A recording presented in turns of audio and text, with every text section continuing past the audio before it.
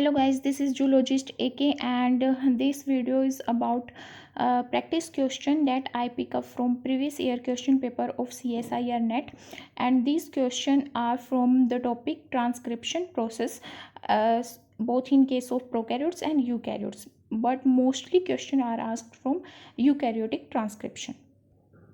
So here is our first question, alpha amanitin inhibits. So जो हमने देखा था कि अल्फ़ा एमिनिटीन इनहिबिट करता है आरएनए पॉलीमरेज को, आरएनए पॉलीमरेज सेकंड को, और आरएनए पॉलीमरेज जो थर्ड है उसको तब इनहिबिट करता है जब अल्फ़ा एमिनिटीन जो है वो हाई कंसनट्रेशन में प्रेजेंट होता है, और ये एक टॉक्सिन है जो मशरूम की स्पीसीज से डिटेक्ट किया जाता है। तो जो अल्फ़ा एमिनिटीन है उसका जो मेन रोल होता है वो इनहिबिट करना होता है यूकैरियोटिक ट्रांसक्रिप्शन, ना कि प्रोकैरियोट्स। तो ये आरएनए पॉलीमरेज 3 को तो हाई कंसंट्रेशन में इनहिबिट करेगा और आरएनए पॉलीमरेज को करता ही नहीं है, और आरएनए पॉलीमरेज सेकंड को माइनर कंसंट्रेशन में भी करता है। तो यहाँ पे अगर होता ऑप्शन की बी एंड सी बोथ तो हम वो करेक्ट करते, बट यहाँ पे ऑप्शन नहीं है। So here is the answer only RNA polymerase second, क्योंकि माइनर कंसंट्रेशन हो तब भी अल्फा एमिनिटीन इनहिबिट करता है आरएनए पॉलीमरेज सेकंड को। Second question is reverse transcriptase has both ribonuclease and polymerase activities. Ribonuclease activities required for, जैसे कि हमें पता है कि जो रिवर्स ट्रांसक्रिप्टेज है वो एक एंजाइम है जो ट्रांसक्रिप्शन प्रोसेस को रिवर्स करता है। मीन्स देखो, ट्रांसक्रिप्शन प्रोसेस क्या होती है जिसमें हम डीएनए को एज ए टेम्पलेट मान के और क्या करते हैं, आरएनए चेन सिंथेसाइज करते हैं, पर रिवर्स ट्रांसक्रिप्टेज क्या करता है, वो आरएनए को टेम्पलेट मान के कंप्लीमेंट्री डीएनए सिंथेसाइज करता है। सिंगल स्टैंडर्ड आरएनए से डबल स्टैंडर्ड डीएनए और कंप्लीमेंट्री डीएनए सिंथेसाइज करता है। ये रिवर्स ट्रांसक्रिप्टेज का रोल है। तो उसने बोला कि यहाँ पे राइबोन्यूक्लियस एक्टिविटी भी करता है, पॉलीमरेज एक्टिविटी भी करता है। और जो रिवर्स ट्रांसक्रिप्टेज होता है ये मेनली रेट्रोवायरस के थ्रू अपने जीनोम को डुप्लीकेट करने के लिए यूज़ किया जाता है, जो कि बैक्टीरिया वगैरह में रिसाइड करते हैं और उनमें ग्रो करते हैं। जब वो किसी होस्ट ऑर्गेनिज्म के डीएनए के साथ इंटीग्रेट करके रेप्लिकेट करते हैं तो वो रेट्रोवायरस रिवर्स ट्रांसक्रिप्टेज का यूज़ करते हैं। और रेट्रो ट्रांसपोजोन जंपिंग जीन यूज़ करते हैं रिवर्स ट्रांसक्रिप्टेज को डीएनए फॉर्म करने के लिए, ताकि डीएनए फिर कहीं और पोजीशन पे जाके बाइंड हो जाता है। तो यहाँ पे बोला गया कि राइबोन्यूक्लियस एक्टिविटी भी है, पॉलीमरेज एक्टिविटी है। राइबोन्यूक्लियस एक्टिविटी का मतलब यहाँ पे क्या है, राइबोन्यूक्लियस एक्टिविटी क्यों रिक्वायर होती है। Ribo means RNA, nucleus means cut down, means क्या करेगा ये न्यूक्लियस जो आरएनए है उसको क्या करेगा, डिग्रेड करेगा। So here are the option, the synthesis of new strand of DNA no, the synthesis of new DNA strand no, new RNA strand no, the degradation of DNA strand no. So right option is B, the degradation of RNA strand.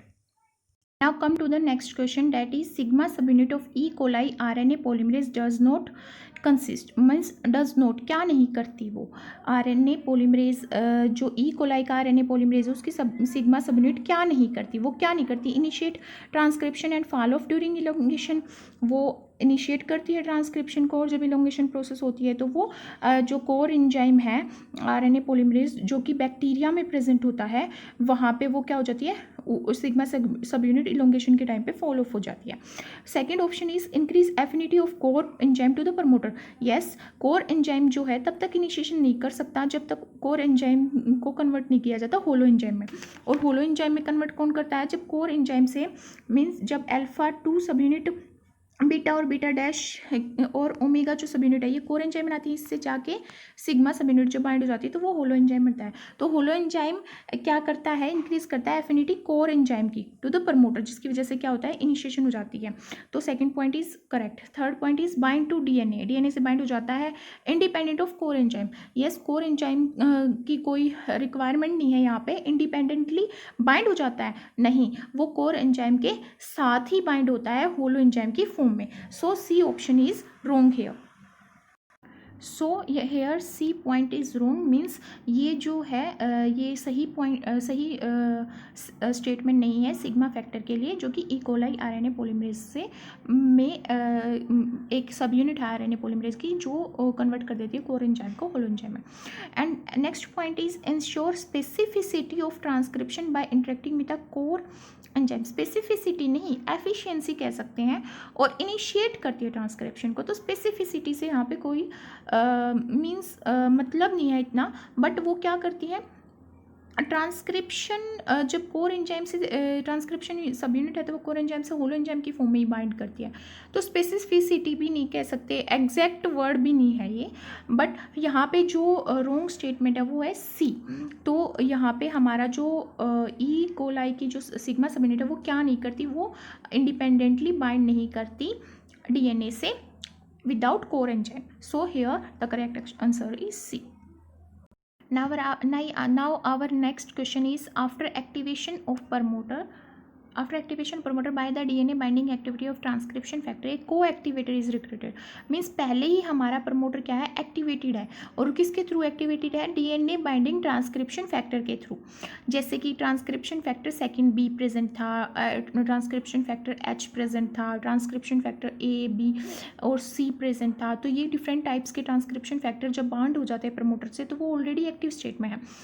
फिर आता है coactivator is recruited at the region target for transcription which in turn creates a binding site for chromatin remodeling complex। और फिर जब promoter already active है तो RNA polymerase move करेगा आगे ट्रांसक्राइब करने के लिए सीक्वेंस को, तो आगे भी क्या होगा, न्यूक्लियोसोम स्ट्रक्चर प्रेजेंट होगा, तो उसको न्यूक्लियोसोम को मॉडिफाई करना पड़ेगा, रिप्लेस करना पड़ेगा या उसको मूव करना पड़ेगा वहाँ से। तो क्या करना पड़ेगा, कुछ क्रोमेटिन मॉडलिंग कॉम्प्लेक्स बाइंड करे जाएंगे, और वो कौन करेगा, एक को एक्टिवेटर। यहाँ पे को एक्टिवेटर क्या है, जैसे कि हमने पहले भी पढ़ा था कि जो एक्टिवेटर्स हैं उनका डिफरेंट रोल होता है। जैसे वो न्यूक्लियोसोम रिमॉडलिंग कॉम्प्लेक्स को बाइंड करते हैं, वो फोस्फोरिलेटिंग मॉलिक्यूल्स को बाइंड करते हैं, जैसे PTEFB की बात की थी हमने।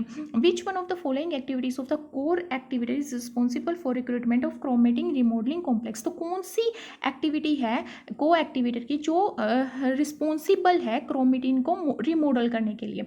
तो फर्स्ट ऑप्शन है हिस्टोन डीएसिटाइलेज एक्टिविटी। नहीं, हमने क्या पढ़ा था, हमने पढ़ा था कि एसिटाइल ग्रुप जाता है या फिर मिथाइल ग्रुप ऐड किया जाता है। तो एसिटाइल ग्रुप ऐड किया जाता है, क्यों, क्योंकि जो ट्रांसक्रिप्शन फैक्टर सेकंड भी है ऑलरेडी प्रेजेंट है प्रमोटर पर। क्यों, क्योंकि प्रमोटर ऑलरेडी एक्टिवेटेड है, और जो ट्रांसक्रिप्शन फैक्टर सेकंड भी है वो क्या कंसिस्ट करता है, उसमें एक कंपोनेंट होता है ब्रोमोडोमेन। और ब्रोमोडोमेन बाइंडिंग साइट कब ओपन अप होती है, तब ओपन अप होती है जब एक acetyl group histone acetylase acetyl transferase enzyme के through acetyl group histone tail पे जो फ्लैग की फॉर्म में शो की गई थी उस पे जाके बाइंड हो जाता है, और वो जो न्यूक्लियोसोम है वहाँ पे एक जो ब्रोमोडोमेन वाली बाइंडिंग साइट क्या है ओपन अप कर देता है, जिसके थ्रू ट्रांसक्रिप्शन फैक्टर सेकंड भी वहाँ पे आके बाइंड हो जाता है। तो यहाँ पे जो क्रोमेटिन रिमॉडलिंग कॉम्प्लेक्स है वो क्या करेगा, हिस्टोन एसिटाइल ट्रांसफेरेज एक्टिविटी करेगा।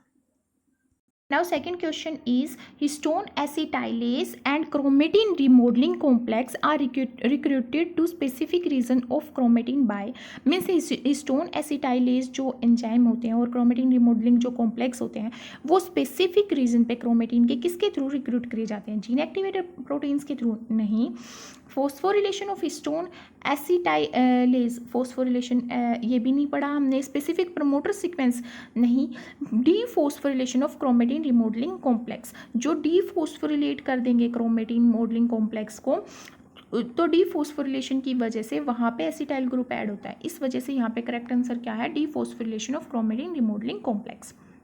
And next question is prior to transcription means transcription से पहले chromatin changes from an inactive state to an active state by various factor in a step wise manner. जैसे कि हमने बात की थी transcription factor, different transcription factor एक following manner में बाइंड करते हैं। Which one of the following is involve in initial step during a activation of chromatin loop. तो यहाँ पे सबसे पहले कौन बाइंड करेगा, यहाँ पे सबसे पहले बाइंड करेगा HMG14। HMG14 क्या है, H stand for high, M stand for mobility, G stand for group. किसका ग्रुप? प्रोटीन्स का, जो कॉन्स्टिट्यूट करता है एक फैमिली। और वो फैमिली क्या है? लो मोलिकुलर वेट की फैमिली है। नॉन हिस्टोन कंपोनेंट कंसिस्ट करता है ये जो फैमिली है different low molecular non histone component की। और ये कहाँ पे प्रेजेंट होते हैं? क्रोमेटिन में। एग्जाम्पल है HMG14 एंड HMG17। और ये क्या करते हैं? ये सबसे पहले आके बाइंड कर जाते हैं, एक्टिव कर देते हैं किसको? प्रमोटर को, ताकि और जो क्रोमेटिन रिमॉडलिंग कॉम्प्लेक्स हैं या एक्टिवेटर्स हैं वो आके बाइंड कर जाएं और एसिटाइलेज या मिथाइलेज एक्टिविटी करें, जिसके थ्रू क्या हो जाए, जो न्यूक्लियोसोम का स्ट्रक्चर चेंज हो जाए और जो RNA पॉलीमरेज है वो ईजिली बाइंड कर जाए। Next question is a promoter deletion study was done in order to determine, means promoter को डिलीट किया गया ये स्टडी करने के लिए, ये डिटरमाइन करने के लिए कि द बाइंड क्या डिटरमाइन करने के लिए? Binding site for transcription factor on the promoter, कि कहाँ पे ट्रांसक्रिप्शन फैक्टर जाके बाइंड होते हैं, किस सीक्वेंस पे बाइंड होते हैं, which is activated on treatment. और फिर वो एक्टिवेट किए गए किसके थ्रू? एक ड्रग यूज़ की एक्स एक्टिवेट किए गए, मीन्स वो रिप्रेसर भी हो सकता है, एक्टिवेटर्स भी हो सकता है। तो वो क्या करा गया? एक ड्रग एक्स यूज़ की उन्होंने। तो ये यहाँ पे क्या शो कर रहा है? LUC यहाँ पे लूसीफेरेज को शो कर रहा है।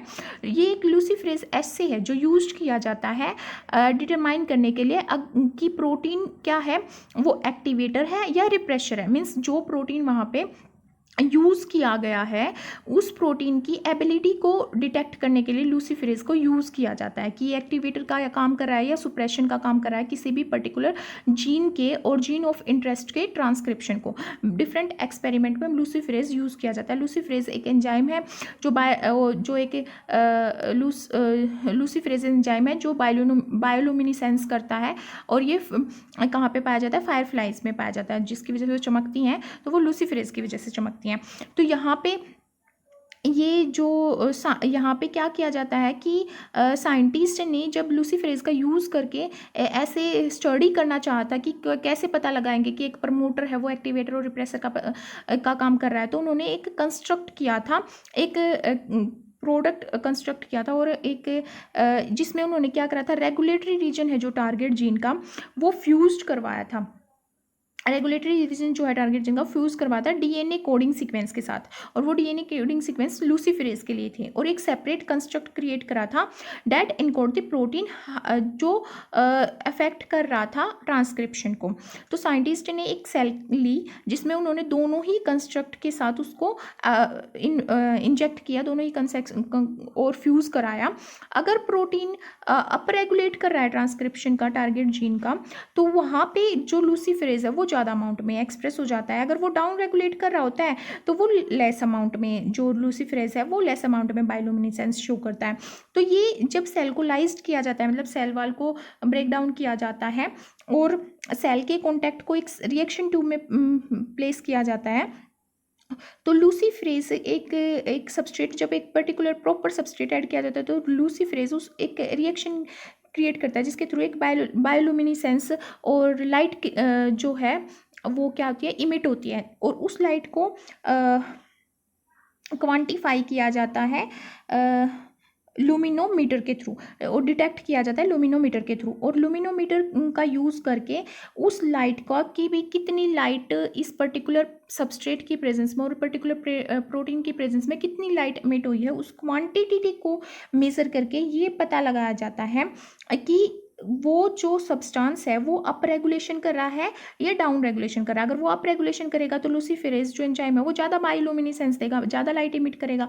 अगर वो डाउन रेगुलेट करेगा ट्रांसक्रिप्शन प्रोसेस को, वो प्रोटीन, तो वो क्या करेगा? लुमिनेसेंस इतनी लाइट इमिट नहीं करेगा, इतनी बायोलुमिनेसेंस जो प्रोसेस है वो नहीं हो पाएगी। तो इसके थ्रू जो साइंटिस्ट हैं उन्होंने एक पर्टिकुलर प्रोटीन की एक्टिविटी को डिटेक्ट किया कि वो एक्टिवेटर का काम कर रहा है, अप रेगुलेट कर रहा है ट्रांसक्रिप्शन को, या डाउन रेगुलेटर का काम कर रहा है और रिप्रेसर का काम कर रहा है। तो यहाँ पे जो एक्सपेरिमेंट शो किया गया है, यहाँ पे ड्रग ली गई है एक्स। तो ये पूछा गया है कि ड्रग्स एक्स जो है वो क्या है। यहाँ पे लूसीफेरेज ऐसे शो किया गया है कि यहाँ पे लूसीफेरेज एक्टिवेटर रिपोर्टर है प्रेजेंट है जीन, और यहाँ पे शो किया गया है हमारी अमाउंट कि उसने इतनी रिलीज़ की, इतनी बायोल्यूमिनेसेंस हुई।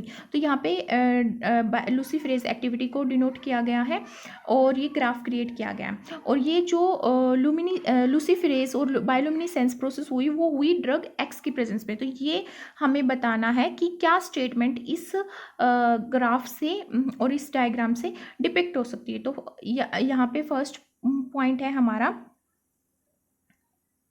तो फर्स्ट पॉइंट है यहाँ पे region between 1800 and 1200 contain a binding site for activator.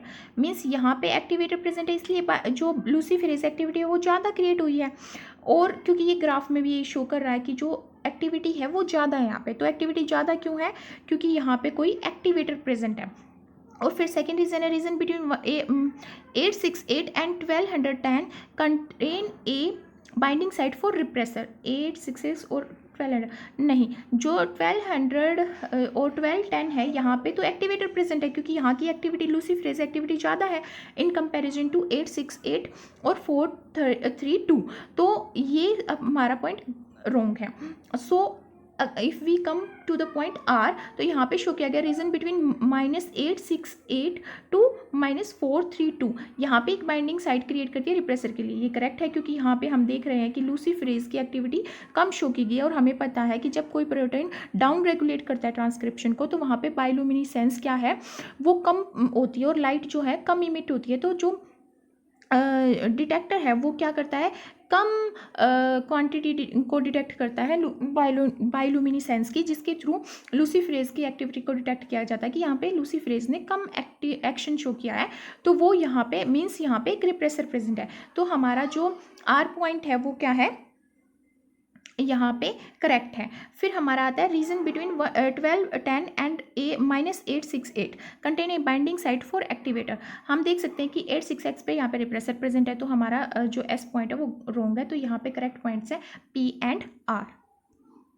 Now come to the next question. Here in bacteria heat shock response is primarily controlled by, जो यहाँ पे सिग्मा फैक्टर शो किए गए। हमें पता है कि भाई कोर जो आरएनए पॉलीमरेज होता है बैक्टीरिया में, वहाँ पे कोर अल्फा 2 बीटा डैश और ओमेगा जो सब यूनिट है वो कोर पॉलीमरेज से फॉर्म करती हैं, और वहाँ पे सिग्मा सब यूनिट आके बाइंड करती है, तभी जाके वो जो होलो एंजाइम की फॉर्म में आरएनए पॉलीमरेज जाके इनिशिएशन साइट पे और इनिशिएट करता है ट्रांसक्रिप्शन, और प्रमोटर पे जाके बाइंड होता है। तो इनिशिएशन नहीं होगी तब तक ट्रांसक्रिप्शन की, जब तक सिग्मा फैक्टर बाइंड नहीं होगा। तो अलग अलग कंडीशन में, जैसे कि हमें पता है कि बैक्टीरिया है वो हार्श कंडीशन में भी रह सकते हैं, सलाइन कंडीशन में भी रह सकते हैं, और वो भाई हाई टेम्परेचर में भी रह सकते हैं। तो वो कैसे रहते हैं कि वो ट्रांसक्रिप्शन करते हैं डिफरेंट जीन का, जो डिफरेंट एंजाइम और डिफरेंट प्रोटीन सिंथेसाइज करते हैं। तो डिफरेंट सिग्मा फैक्टर्स होते हैं जो रोल प्ले करते हैं इस प्रोसेस में, डिफरेंट जीन के ट्रांसक्रिप्शन प्रोसेस में। तो डिफरेंट टाइप के सिग्मा फैक्टर मिलते हैं। सिग्मा 70 मिलता है, जो कि हाउस कीपिंग सिग्मा भी कहते हैं इसको, क्योंकि जो सिग्मा फैक्टर है वो ट्रांसक्राइब करता है मोस्टली जीन्स को। फिर है सिग्मा 19, इसको इसका जो जीन कोड करता है वो फैक्ट आई इन कोड करता है। जो सिग्मा 19 है ये फेरिक सिट्रेट सिग्मा फैक्टर है, ये रेगुलेट करता है फैक जीन को, जो आयरन ट्रांसपोर्ट करता है और आयरन का ही मेटाबॉलिज्म करता है। फिर होता है सिग्मा 24। सिग्मा 24 का रोल है वो रेपो ई, जो सिग्मा 24 है वो कोड किया जाता है रेपो ई जीन के थ्रू। ये क्या करता है, जो सिग्मा 24 है ये एक्सट्रीम हीट स्ट्रेस रिस्पॉन्स देता है, और ये एक्स्ट्रा सेलुलर प्रोटीन है, extra cellular protein sigma factor है। फिर होता है सिग्मा 28, जो सिग्मा 28 है वो रेपो एफ जीन इनकोड करता है, और ये फ्लैजिला की सिंथेसिस करता है और केमोटैक्सिस इफेक्ट शो करता है। केमोटैक्सिस का मतलब है कि जब स्टिमुलस केमिकल प्रेजेंट होगा तो उसके केमिकल के अगेंस्ट रिस्पॉन्स जो देगा वो देगा सिग्मा 28। मीन्स सिग्मा 28 जाके कोर पॉलीमरेज से बाइंड होगा, और वो होलो एंजाइम की फॉर्म में प्रमोटर से बाइंड होगा, तभी वो इनिशिएट करेगा ऐसे प्रोटीन्स का और ऐसे केमिकल्स का जो रिस्पॉन्स देंगे। फिर आता है सिग्मा 32, जो कोड किया जाता है रेपो एच के थ्रू। रेपो एच के through.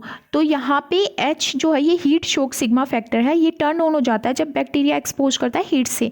Due to high expression of sigma 32 जो बाइंड कर जाता है कोर पोलिमरेज से होलो एंजाइम बना देता है, जिसके थ्रू वो प्रमोटर से बाइंड हो जाएगा और ट्रांसक्रिप्शन कर जाएगा जीन का, ऐसे जीन का और ऐसे प्रोटीन सिंथेसाइज करेगा जिसकी वजह से बैक्टीरिया हाई टेम्परेचर पे भी सर्वाइव कर जाएगा। तो यहाँ पे आंसर क्या है हमारा सिग्मा 32। इसकी वजह से जो बैक्टीरिया है वो हाई टेम्परेचर में भी सर्वाइव कर जाता है और हीट शोक रिस्पॉन्स देता है। Next question is, let us come to the next question. The 3' end of most eukaryotic mRNA defined by addition of poly A tail. हमें पता है कि पोली ए टेल की जाती है, पोली ए पोलीमरेज के थ्रू एडिनाइलेशन करता है, 3' एंड पे करता है mRNA चेन की, और यहाँ पे अप्रोक्स 200 एडेनिन जो नाइट्रोजनस बेस है वो ऐड हो जाता है। और जो एडेनिन जो पोली एडिनाइलेशन है और यहाँ पे जो पोली ए पोलीमरेज यूज़ हो रहा है वो क्या करता है, precursor as a precursor use करता है किसको, एटीपी को। बट जो 3' एंड होता है mRNA चेन का, ये mRNA चेन तो 3' एंड पे वहाँ पे एडेनिन मोनोफॉस्फेट बाइंड होती है। तो यहाँ पे क्या पूछा गया है, क्वेश्चन में पूछा गया है 3' end of most eukaryotic RNA is defined by addition of poly A tail a processing reaction called polyadenylation, और इस रिएक्शन को हम क्या कहते हैं, पोली एडिनाइलेशन कहते हैं। और आगे स्टेटमेंट में दिया गया है the addition of poly A tail is carried out by enzyme poly A polymerase. हमें पता है कि पोली ए पोलीमरेज के थ्रू किया जाता है। Given below are few statement. तो इस रिएक्शन के और इस मैकेनिज्म के बारे में नीचे कुछ स्टेटमेंट दी गई है और हमें बताना है कि इनमें से कौन सी स्टेटमेंट करेक्ट है। तो first point is poly A polymerase is a template independent enzyme. ये करेक्ट है क्योंकि हमने बात की थी कि जो पोली ए पोलीमरेज है वो पोली एडिनाइलेशन केवल RNA पर करता है, क्योंकि ये टेम्पलेट इंडिपेंडेंट एंजाइम है। अगर ये टेम्पलेट डिपेंडेंट होता तो ये DNA पे भी पोली एडिनाइलेशन करता, पर ऐसा नहीं है, ये बस RNA पे करता है। Second point is, so our first point is correct. Second point is poly A polymerase catalyse the addition of adenine monophosphate from adenine triphosphate to the 3' end of mRNA। हमें पता है कि जो mRNA है उस पर क्या प्रेजेंट होता है, ट्राईफॉस्फेट से तो बाइंड करता है ATP का यूज़ करके, पर वहाँ पे मोनोफॉस्फेट बाइंड होती है। और जो थर्ड पॉइंट है, तो हमारा जो सेकंड पॉइंट है वो रॉन्ग है। Third point is poly A polymerase is RNA template dependent enzyme. No, it is not RNA dependent template enzyme. And fourth point is जो poly A polymerase catalyse the addition of ADP from ATP। No, it add our AMP from ATP, not di ATP, it add AMP from ATP और not it add ADP। ये क्या है, जो poly A polymerase है वो 3' and जो होता है mRNA का उस पे AMP को ऐड करता है। AMP है एडेनिन मोनोफॉस्फेट, और वो किससे करता है, एडेनिन ट्राईफॉस्फेट से। तो ये हमारा ये स्टेटमेंट भी गलत है। फिर फिफ्थ स्टेटमेंट है poly A polymerase catalyse the addition of adenine monophosphate from ATP to the, तो ये स्टेटमेंट क्या है हमारी करेक्ट है, क्योंकि हमें पता है कि जो ATP है उसको एज ए प्रिकर्सर यूज करके पोली ए पोलीमरेज EMP को बाइंड करता है 3' एंड पे mRNA की। और सिक्स्थ स्टेटमेंट है यहाँ पे poly A polymerase catalyse the addition of AMP from DATP। तो ये स्टेटमेंट भी हमारी क्या है, रॉन्ग है। तो हमारी यहाँ पे करेक्ट स्टेटमेंट कौन सी है, first and fifth. So our option will be, correct option will be C। Let us come on our next question here given is in order to study the transcription factor second H। हमें पता है transcription factor second H जो होता है उसमें दो सब unit पाई जाती हैं, दो प्रोटीन कॉम्प्लेक्स पाए जाते हैं और दोनों कंजर्व होते हैं। और एक का तो ATPase एक्टिविटी होती है जो DNA रिपेयर में काम करती है, दूसरी की साइक्लिन डिपेंडेंट काइनेज एक्टिविटी है जो फॉस्फोरिलेशन करती है कार्बोक्सिल टर्मिनल डोमेन को, जो लार्ज सब यूनिट में प्रेजेंट होती है RNA पोलीमरेज की। तो यहाँ पे दिया गया कि यहाँ पे ये क्लोन किया गया transcription factor second H from large number of human subject means human body से। Surprisingly that subject having mutation, और उन सब्जेक्ट्स में क्या पाई गई, म्यूटेशन किसमें, ट्रांसक्रिप्शन फैक्टर सेकंड H में, जिसकी वजह से डिफेक्ट मिला DNA रिपेयर सिस्टम में। इसका मतलब ये है कि जो ट्रांसक्रिप्शन फैक्टर सेकंड H की वो सब यूनिट जो DNA रिपेयर में रोल प्ले करती है वो क्या है, म्यूटेटेड है। तो यहाँ पे कुछ स्टेटमेंट दी गई है, तो हमें पता लगाना है कि कौन सी स्टेटमेंट इनकरेक्ट है। DNA damage is always associated with transcription inhibition। Transcription inhibition बस DNA डैमेज के थ्रू नहीं किया जाता, DNA डैमेज भी ट्रांसक्रिप्शन इनहिबिशन करता है। अगर थायमिडिन डाइमर प्रेजेंट होंगे या कोई बेस पेयर रोंग प्रेजेंट होगा तो वहाँ पे रिपेयर कर देगा, जो डीएनए रिपेयर सिस्टम है वो एक्ट करेगा और आरएनए पॉलीमरेज को बैकवर्ड डायरेक्शन में मूव करके रिपेयरिंग करके और दोबारा से फॉरवर्ड डायरेक्शन में मूव किया जाता है। तो यहाँ और जो ट्रांसक्रिप्शन इनहिबिशन है वो डिफरेंट प्रोसेस से होता है।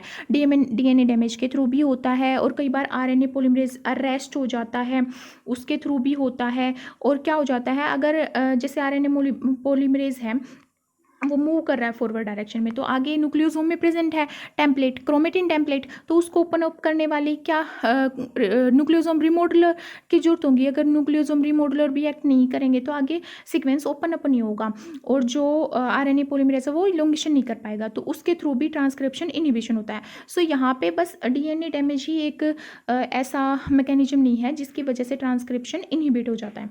Second is transcription factor second has no role in DNA repair, तो ये भी गलत है, उसका रोल है। Third is in mammalian system transcription factor second as play an active role in transcription couple DNA repair process, yes it is correct। and as because of mutation in transcription factor second H transcription initiation is inhibited। no, यहाँ पे इसने खुद ही statement में दिया है कि defect show हुआ DNA repair system में, ना कि इनिशिएशन में इनिशिएशन इनहिबिट हुई एंड इनकम्प्लीटली सिंथेसाइज एमआरएनए। तो ऐसा भी ये स्टेटमेंट भी क्या है, इनकरेक्ट है। तो हमारी करेक्ट स्टेटमेंट क्या है, R. So here our B option is correct. Now come to our next question here, alpha amanitin is a fungal toxin, जिसके बारे में हम बात कर चुके हैं, और ये क्या करती है, इनहिबिट करती है ट्रांसक्रिप्शन यूकैरियोट्स में। और यहाँ पे हमें पता है कि जो अल्फा एमिनिटीन होती है इस पे इसकी स्मॉल कंसंट्रेशन भी इनहिबिट कर देती है आरएनए पॉलीमरेज सेकंड को, और हाई कंसंट्रेशन में वो इनहिबिट करती है पॉलीमरेज 3 को। पर जो फर्स्ट है आरएनए पॉलीमरेज फर्स्ट है उस पर इसका कोई रोल नहीं होता। तो यहाँ पे पूछा गया है the 3 eukaryotic RNA polymerase show differential sensitivity to this toxin that is alpha amanitin that is a fungal toxin. Which one of the following order is correct in respect of sensitivity towards alpha amanitin. तो यहाँ पे correct option होगा B, क्योंकि हमें पता है कि RNA polymerase जो सेकंड है वो हाई सेंसिटिविटी शो करता है अल्फा एमिनिटीन के against, then RNA polymerase third जो कि इनहिबिट करा जाता है हाई कंसंट्रेशन से, जब हाई कंसंट्रेशन प्रेजेंट होती है अल्फा एमिनिटीन की। और आरएनए पॉलीमरेज फर्स्ट जो है वो बिल्कुल भी सेंसिटिव नहीं है अल्फा एमिनिटीन के against. Now come to our next question. An eukaryotic cell undergoing mRNA synthesis and processing was incubated with P35 labeled ATP। Processing क्या होती है, आरएनए प्रोसेसिंग हमें पता है कि भाई G7 ग्वानिन कैपिंग होगी 5 प्राइम पे, या फिर एडिनिन की पोली एडिनाइलेशन होगी 3 प्राइम एंड पे एमआरएनए चेन पे। तो यहाँ पे बोला गया कि आरएनए प्रोसेसिंग के दौरान फॉस्फोरस 32 क्या करा गया, इनक्यूबेट करा गया। Means phosphorus 32 labelled ATP incubate किया गया आरएनए प्रोसेसिंग के टाइम पे with the label at the beta position. और लेबल कहाँ पे हुआ, बीटा पोजीशन पे। मीन्स जैसे हमें पता है कि यहाँ पे नाइट्रोजनस बेस प्रेजेंट है, शुगर प्रेजेंट है, तो यहाँ पे पहले अल्फा होता है, फिर बीटा फोस्फेट होता है, फिर गामा होता है। तो बीटा पे क्या है, ये P32 इंक्यूबेट किया गया है। And where do you think the radioactive isotope will appear in the mature mRNA? First point is P32 will not appear in the mature mRNA under any circumstances because beta and gamma phosphate are released during transcription. It is incorrect। जैसे कि हमें पता है कि यहाँ पे different enzyme act होते हैं जिसमें सबसे पहले हमारी अल्फा फोस्फेट रिमूव होती है कैपिंग के टाइम पे, और अल्फा फोस्फेट रिमूव होने के बाद जहाँ पे जीटीपी प्रेजेंट होता है ना, वहाँ से जीएमपी क्रिएट किया जाता है उसकी फोस्फेट को रिमूव करके। 2 फोस्फेट उसकी जो गामा और बीटा फोस्फेट को रिमूव कर दिया जाता है और उसकी अल्फा फोस्फेट बच जाती है, और जो mRNA चेन होती है वहाँ से की जाती है गामा फोस्फेट को रिमूव किया जाता है और अल्फा और बीटा बच जाती हैं। तो यहाँ पे ये फर्स्ट स्टेटमेंट इनकरेक्ट है। Second statement phosphate group of phosphodiester backbone of mRNA will be uniformly labelled as only alpha phosphate are released. Alpha phosphate release की जाती है तो यूनिफॉर्मली कैसे लेबल होगा, क्योंकि वो तो बस बीटा पे इंक्यूबेट किया गया तो वो तो बीटा फोस्फेट पे ही प्रेजेंट होगा। तो ये स्टेटमेंट भी हमारी क्या है, इनकरेक्ट है। सी स्टेटमेंट क्या कहती है, phosphate 32 will appear eight 5 prime end of mRNA if only it has an adenine at the first nucleotide. तो ये जो स्टेटमेंट है यहाँ पे स्टेटमेंट है, क्यों है ये करेक्ट, क्योंकि जो हमें पता है कि जब हमारी mRNA चेन होती है वो 5 प्राइम एंड पे एडेनिन जो नाइट्रोजनस बेस प्रेजेंट होता है यहाँ पे अल्फा बीटा और गामा होती है। गामा तो रिमूव कर देते हैं और जीटीपी से कर देते हैं गामा और बीटा सब यूनिट, और वहाँ पे रह जाती है अल्फा। तो अल्फा सब यूनिट आके बीटा सब यूनिट से बाइंड करती है और जब जाके कैपिंग होती है फिर ग्वानिन G7 पे फिर वहाँ पे मिथाइल ग्रुप ऐड कर दिया जाता है। तो यहाँ पे जो बीटा सब यूनिट है वो तो शो करेगी 32 को, तो P32 will appear eight 5 prime end of mRNA if only adenine is present, क्योंकि एडेनिन जब प्रेजेंट होता है तभी वो ग्वानिन GMP मोइटी जाके वहाँ पे जो बीटा फोस्फेट है उससे बॉन्ड लिंकेज बनाती है GMP की अल्फा फोस्फेट, और उस लिंकेज की वजह से एक प्यूरिन लिंकेज क्रिएट होता है। G और A जो बेस पेयर है वो प्रेजेंट होते हैं। तो यहाँ पे statement C is correct. Now come to our next question, which of the following are not transcribed by RNA polymerase second. हमें पता है कि RNA पोलिमरेज जो सेकंड होता है वो हेटेरोन्यूक्लियर RNA को क्या करता है, ट्रांसक्राइब करता है, जिसमें miRNA है, माइक्रो इंटरफेरेंस RNA है, स्मॉल न्यूक्लियर RNA है, और ये सब RNA को वो क्या करता है, ट्रांसक्राइब करता है। बट वो किसको ट्रांसक्राइब नहीं करता, ट्रांसफर RNA को, 5S RNA को। ट्रांसफर RNA को और 5S RNA को और स्मॉल RNA को, इनको कौन इनकोड करता है, RNA पोलिमरेज 3। तो यहाँ पे जो RNA पोलिमरेज है वो किसको ट्रांसक्राइब नहीं करेगा, डी ऑप्शन को, क्योंकि इसको कौन ट्रांसक्राइब करता है, RNA polymerase 3rd। Second question, in eukaryotes precursor of micro RNA and small interfering RNA usually synthesised by obviously only by RNA polymerase second, which we clear in here.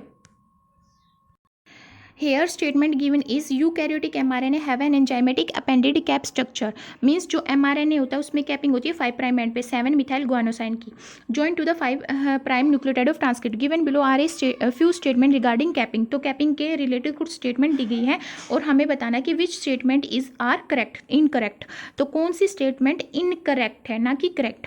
तो first statement क्या है, capping protect the mRNA from degradation by 5 prime exoribonucleases. Yes it is correct, क्योंकि जो capping है और पॉलीएडिनाइलेशन है वो stability provide करते हैं mRNA चेन को, जिसके थ्रू वो एक्सपोर्ट कर जाती है न्यूक्लियस से साइटोप्लाज्म में, और वहाँ पे राइबोसोम होता है, उस जो प्रोटीन फैक्ट्री है वहाँ पे वो कोडिंग करती है और ट्रांसलेशन प्रोसेस स्टार्ट कर देती है।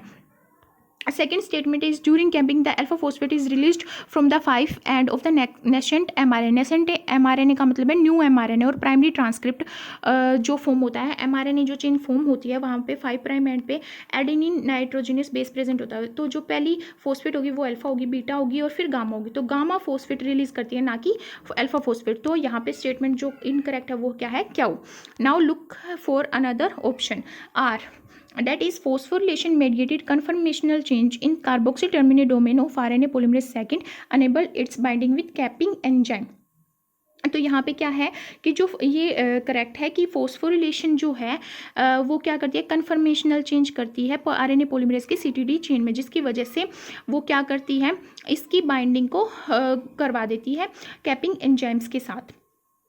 And during capping a 5 prime to 5 prime triphosphate bond is formed. Yes, क्योंकि GMP जो होता है उसमें अल्फा फोस्फेट प्रेजेंट होती है जो बॉन्ड करती है बीटा फोस्फेट से, और अल्फा फोस्फेट प्रेजेंट होती है, और यहाँ पे G प्रेजेंट होता है, यहाँ पे एडेनिन तो प्यूरिन लिंकेज फॉर्म हो जाता है। तो ये स्टेटमेंट भी करेक्ट है। तो यहाँ पे इनकरेक्ट स्टेटमेंट कौन से, क्या हो, तो यहाँ पे हमारा जो करेक्ट ऑप्शन है वो है B।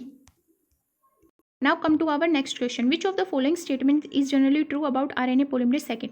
First statement है, it is dedicated to transcribe RNA from a single transcript unit, generally a large transcript which is then processed to yield 3 types of ribosomal RNA।